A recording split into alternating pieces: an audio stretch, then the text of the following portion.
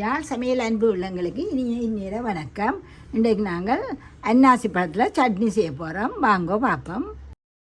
அன்னாசி பழம், சீனி, கருவா, ஏலக்காய், கிராம்பு வச்சிருக்குது, உப்பு, மஞ்சள் தூள், மிளகாய்த்தூள், இஞ்சி, உள்ளி, அதோட எண்ணெய் எங்களுக்கு வேணும்.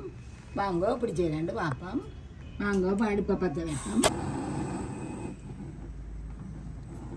இது நாங்கள் இவ்வளவும் போடுறே இல்லை, ஆனால் இதை வறுத்து இடித்து வைப்போம்.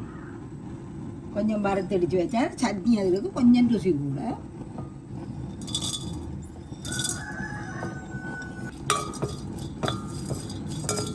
நல்ல வெஜிட் இருந்தால் நல்ல வெஜிட்களையும் போட்டுட்டு நீங்கள் பிரித்து வைக்கலாம். இது பாருங்க, நல்லா விரிஞ்சு நல்ல ஒரு வாசம் வரும். இன்னும் கொஞ்சம் நேரம் வச்சிங்கன்னா அது ஏலக்காய் துள்ளி துள்ளி பழக்கம். இப்படியே இறக்குவோம். இறக்கி சின்ன உரல்லாம் சுற்றியே எடுப்போம்.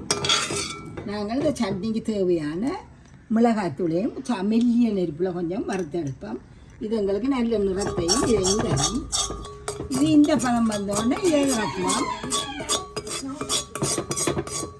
கருக விட்டுறாதீங்க, கொஞ்சம் தூரம் கொஞ்சம் வறுத்து போட்டு இறக்குங்க.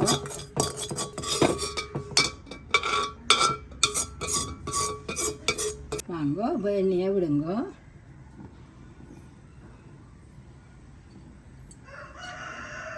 ரெண்டு மேசக்கரண்டியை கிட்ட விடுங்க. இந்த இஞ்சியையும் உள்ளியையும் போடணும். இல்லை நீங்கள் சுவமான விநாயகரி ஒன்றுமே விடுறதில்லை. இறைச்சி அதில் காய்ச்சினா இது இந்த கறியோடு வச்சிங்கன்னா நல்லா இருக்கும்.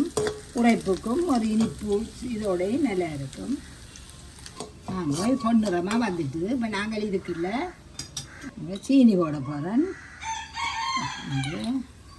2 ஒரு சின்ன பழம் தானே, 3 கரண்டி சீனி போடுறேன். இதை கொஞ்சம் இப்படியே விடுவோம். கரவி இந்த சீனி கரையட்டும்.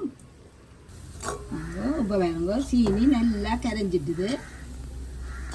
2 நிமிஷமாவது மெல்லிய கருக விட்டுறாங்க. ஒரு மெல்லிய ப்ரௌன் கலர் வேற. இதுக்குள்ள நாங்கள் இந்த பழத்தை போடுவோம்.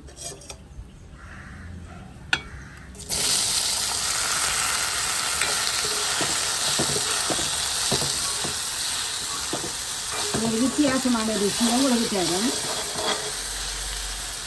நாங்கள் இறைச்சி கறி நல்லா உரைக்க காய்ச்சிருந்தாங்க. அதுக்கு இந்த கறி நல்ல ஒரு பக்க கறியாக இருக்குது உங்களுக்கு.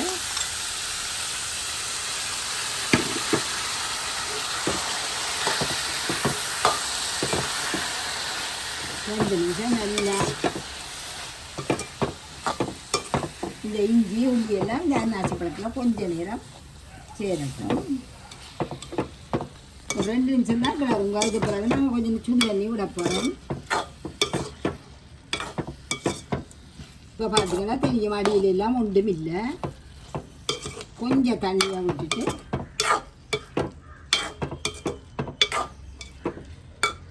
இது மெல்லிய சூட்டோடையே இருக்குது. கணக்க விடாதீங்க. ஒரு காவாசிக்கு இந்த பார்த்தீங்கன்னா காணும். இந்த அன்னாசி பழத்தை கொஞ்சம் மென்மையாக்கிறதுக்கு இந்த மிளகாய்த்தூளையும் போடுவோம். இது வறுத்த மிளகாய்த்தூள்.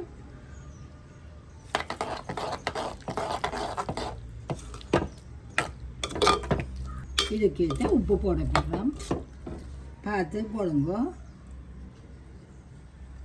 இது 2-3 நாளைக்கு இருக்கும் உங்களுக்கு. இப்போ இறைச்சி இந்த ஏதாவது விசேஷங்களுக்கு நீங்கள் முதல் நாளே காய்ச்சி வைக்கலாம்.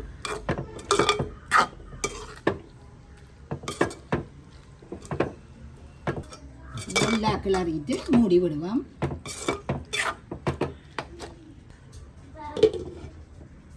மூடி விடுங்க. கருவாய் இளம்புகளை இடித்து தூளாக்குவோம். இதை தூளாக்கி வைப்போம். இவ்வளவும் போட தேவையில்லை, தூளாக்கி வைப்போம். திறப்போம். இப்போ பாருங்க, நல்ல தலைவலாண்டு கொதிச்சிருக்கு. இனி நீங்கள் நல்ல மெல்லிய நெருப்பில் விடணும். அப்போ இந்த அவிஞ்சு எல்லாம் அப்படியே புழுங்கி போய் வரும். இப்படியே தாண்டி போட்டு நல்ல மெல்லிய நெருப்புக்கு கொண்டாங்கோ. இந்த எரிகிறதே தெரியாத மாதிரி பாருங்க. இந்த நேரம் திறந்து கொஞ்சம் மஞ்சள் போடுவோம். ஒரு கொஞ்சம் அது நிறத்தை தண்டப்படாது கொஞ்சமாக போடுவோம். கிழங்கு போட்டு அதே மாதிரி மூடி விடும்போம். நல்ல மெல்லியதில் தண்டி போட்டு அவங்கள என்ன மாதிரி அன்னாச்சி பழம் இப்போ நீங்கள் இப்போ எடுத்து அமர்த்தி பார்த்தீங்கன்னா அவங்க மாதிரி தெரியாது. கொஞ்சம் இறுக்கமாக இருக்கும். நல்ல மெல்லிய நெருப்பில் விட்டுட்டு அமர்த்திக்கல எல்லாம் நல்ல வடிவாக அவிஞ்சு வரும்.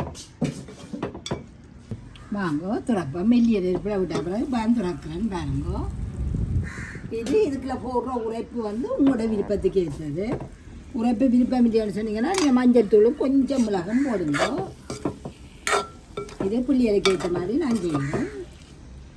இதோட இப்போ நாங்கள் இதை இடித்தோமே இந்த கருவாயில் இந்த ஏலத்தின் கோதுகளை தட்டி விடுங்க. இதில் ஒரு கரண்டி எடுத்து போடுவோம். நல்ல மணமாயும் வயதாயும் இருக்குங்களுக்கு.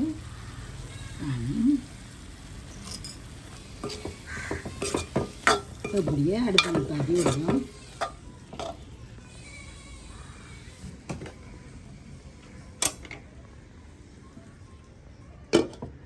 ஒரு 5 நிமிஷம் கழிய எடுப்போம். கோப்பைக்கில் வாங்கும் எடுப்போம்.